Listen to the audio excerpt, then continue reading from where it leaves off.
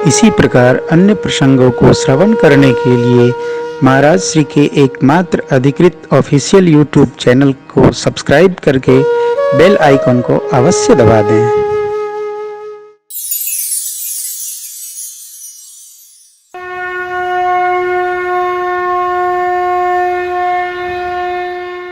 कैलाश कैसा परम रम्य, बाबा वहां से जाते ही नहीं है। सदा जहां शिव उमा निवास। निवास कैसा, साधक का मन जैसा। विश्राम वृक्ष के नीचे बाबा ने अपने कर से निजासन बिछाया। क्या कथा है। और बैठ गए।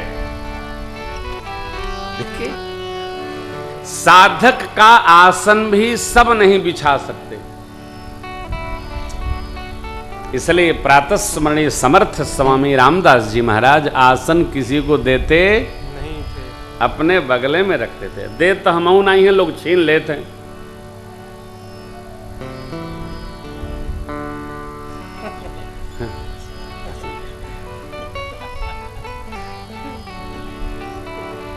आसन बासन अपने साथ, दूसरे को देंगे तो फिर वो अपने मन से बिछाएगा। कई बार तो हमारे जो गोलाघाट सरकार, एक परिकर था हमारा गुरु भाई, रहता था आश्रम पर, तो जब गुरुजी बैठ जाते तो कहता था, गुरुजी उठा बिछाई। तो गुरुजी कहते थे, अब बिछा के तू बैठ। ये आसन और बासन सब लेके नहीं चल सकते हो, इसमें बड़ी चैतन्यता की आवश्यकता है, बहुत चैतन्य रहना पड़ता है। इसलिए बाबा ने किसी का सहयोग नहीं लिया। क्या लिखा, क्या कहा गया। निज कर डासी नागरी पुछा बैठे सहज जय शंभु कृपा। अर्धांगिनी अपने पति का स्वभाव ठीक से समझती है। माँ अपने बच्चा बच्ची का स्वभाव ठीक से समझती है। सद्गुरुदेव भगवान शिष्य का स्वभाव ठीक से समझते हैं। पिता पुत्र का ठीक से समझते हैं। ये व्यवहार है। जैसे दुकानदार अपने ग्राहक का स्वभाव समझता है।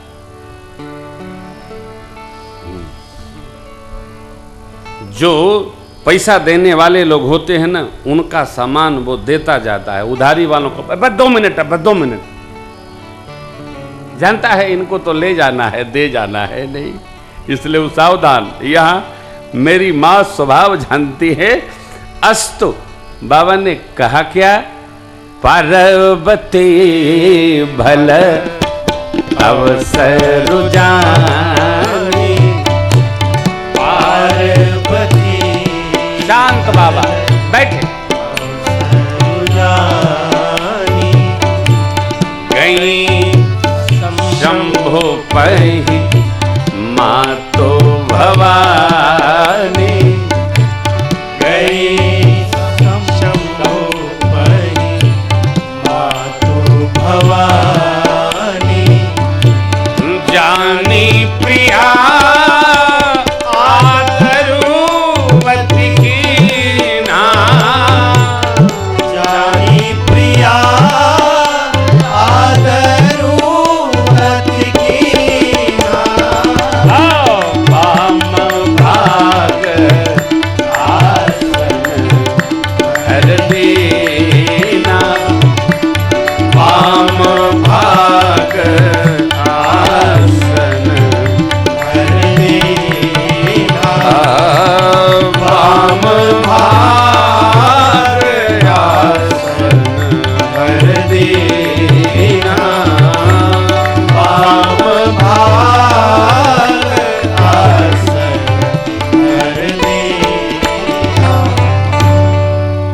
बात।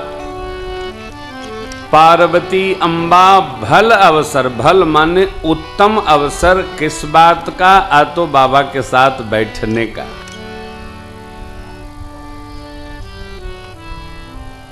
उत्तम समय जानना चाहिए, कब बैठना है, सवेरे बैठना है, उत्तम समय क्या हो तो सवेरे यहीं से शुरू हो जाता है, ये कथा वो कथा। विद्यार्थी को पढ़ने का उत्तम समय प्रातः काल। श्री रामचरितमानस जी जिनको देखिए, श्री रामचरितमानस जी को कंठस्थ नहीं करना पड़ता है, सदग्रंथ कंठस्थ होते हैं। यहां क्रिया नहीं है, हाँ यहां प्रेम है। जितना प्रेम बढ़ेगा उतना हमारे कंठ में सदग्रंथ उतरेगा। थोड़ा थोड़ा से नहीं होगा, सिद्ध हो जाएगा। प्रातःकाल पढ़ते जाइए, घंटा 2 घंटा पढ़िए पढ़िए पढ़िए पढ़िए, जमिए रमिए, अपने आप कंठ में आ जाएगा। मां भगवती उत्तम समय जानकर गईं। बाबा ने आदर किया, जान प्रिया आदर अति कीना, वामांग में आसन दिया। मनोज जी महाराज, जगत के व्यवहार में पति पत्नी को सर्वदा वामांग और दक्षिण भाव में रहना चाहिए।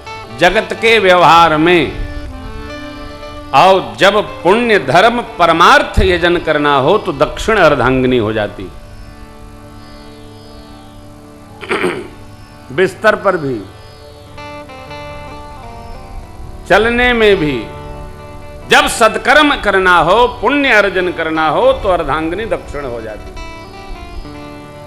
श्री मनु जी महाराज ने सीधा सीधा लिख दिया, पालन करिए। इससे क्या होगा? तो परिवार में प्रेम वर्धन होगा, प्रेम बढ़ेगा, सहज भाव। पहुंची मां, वामांग में आसन दिए, माता गदगद हो गई। एक बात बड़ी मधुर है साहब, ये माता लोगों को प्रसन्न होने के लिए कोई बहुत खटखट नहीं करना पड़ता है। ये छोटी छोटी वस्तु में, जैसे बच्चे फूलौना फूला के दे दो खुश हो जाते हैं, वैसे माता लोग किस बात पर प्रसन्न हो जाएं ये भगवान जानते।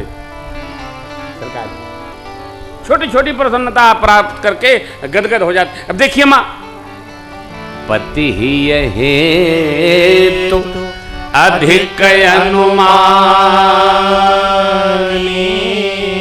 बिहसी उमा बोली प्रिय मां प्रिय वाणी बोली, मृदु वाणी बोली, मधुर बोली। क्या देखकर? तो बाबा को प्रसन्न देखकर। यहां भरद्वाज जी का प्रश्न आया। कई लोग ऐसे होते हैं, भजन में बैठे हों, कोई आ गया तो उनको लगता विघ्न हो गया। आया राम, गया राम, गए।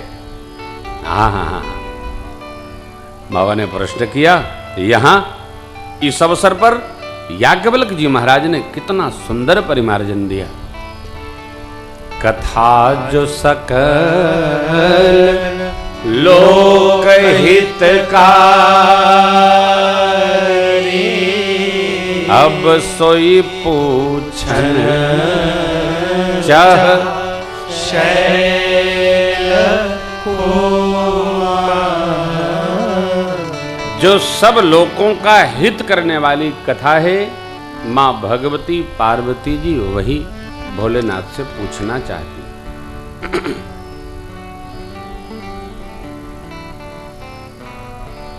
प्रसन्न भाव से मां पूछी, हे विश्वनाथ,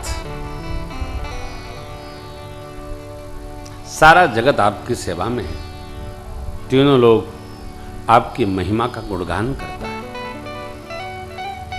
चेतन तो चेतन जड़ भी आपकी सेवा में अपना सौभाग्य मानते हैं उपस्थित होकर। प्रभु आप सर्व सामर्थ्यवान हैं, सभी कलाओं गुणों के धाम हैं, योग ज्ञान वैराग्य के खजाना हैं, आप साक्षात कल्पवृक्ष हैं। प्रभु यदि आप मेरे पर प्रसन्न हैं, मनसा वाचा कर्मणा, मुझे अपनी दासी अर्थात अर्धांगिनी हूं मैं, इसलिए स्वीकार करते हैं, तो श्री रघुनाथ जी की कथा सुनाकर मेरे अज्ञान का हरण करिए। बाबा, जिसका निवास कल्प वृक्ष के नीचे हो, वो दीनता का दुख क्यों, दरिद्रता का दुख क्यों स्वीकारे? हे चंद्रशेखर, ऐसा विचार कर मेरे कुछ प्रश्न हैं, इनका समाधान करिए।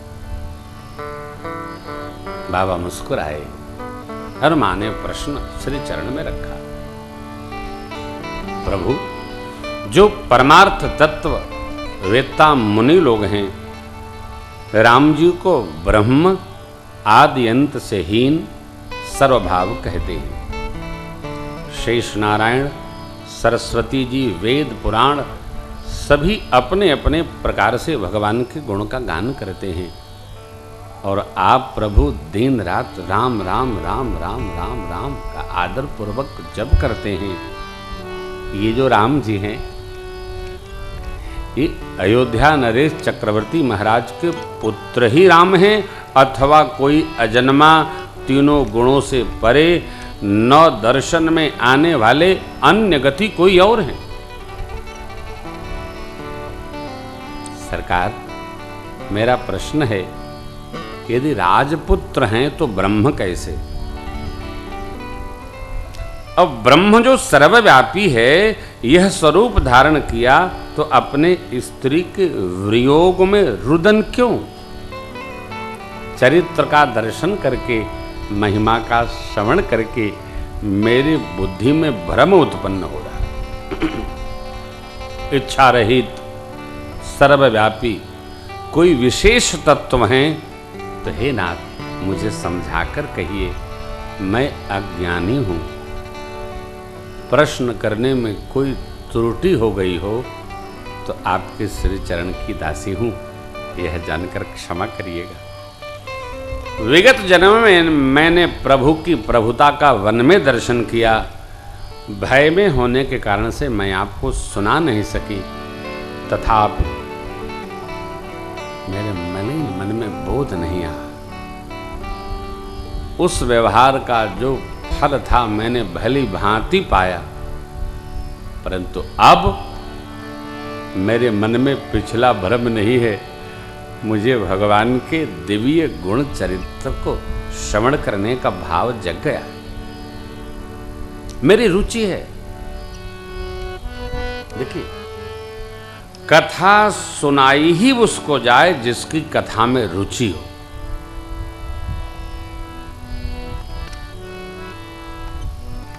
जिसकी कथा में रुचि नहीं है, उसको कथा सुनाने का कोई अर्थ नहीं। अपने गांव की भाषा में कहता, गोईठा में घी सुखावल, कंडी में घी डालल, पाथर पर सिर मारल। तो जिसको कथा सुनने की रुचि नहीं है, उसको कथा सुनाने का औचित्य क्या है? यह न कही सठ ही हठ सीलहि, जो मन लाई न सुन हरि लीलहि। राम कथा के ते अधिकारी, जिनके सत्संगति अति प्यारी। हे नाथ, हे चंद्रशेखर, हे भुजंग भूषण, मेरे प्रभु, अब मुझे आप कथा सुनाइए। भगवान की नाना विधि कथाएं सुनाकर मेरे अज्ञान का हरण करिए। बड़ा अद्भुत प्रश्न हो।